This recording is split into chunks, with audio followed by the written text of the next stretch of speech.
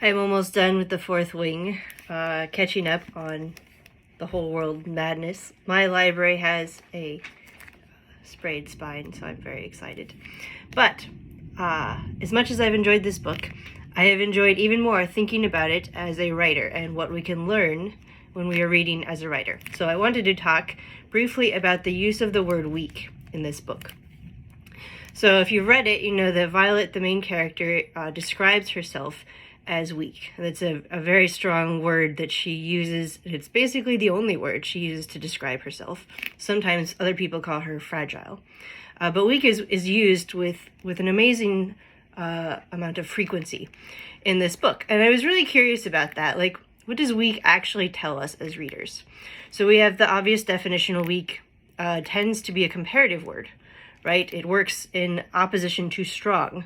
And usually it happens when you're in a group of people or an environment where you're saying, well, this person is different than everybody else, and they have this kind of lack of something by comparison. And we understand that to some extent, but it's also a little bit artificial. And I was really fascinated by this very specific use, and the author, I believe, made a choice to use only that word.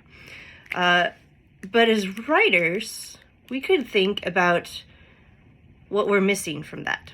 So I am a disabled writer who has hypermobility and hypotonia, which means I was born with low muscle tone. So I'm very small. I do my wrist thing.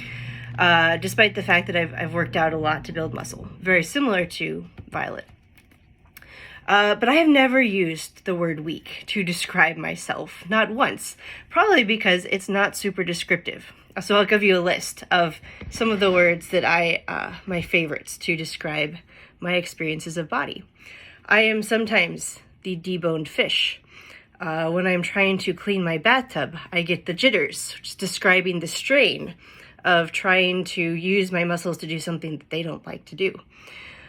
I have... What were the other ones?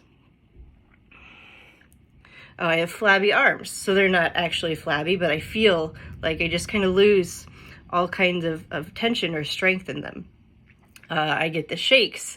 I talk about being out of alignment, which my doctor says is not a real thing, but I think it is because sometimes I'm just not having access to regular muscle strength that I know I had the day before, and it makes no sense.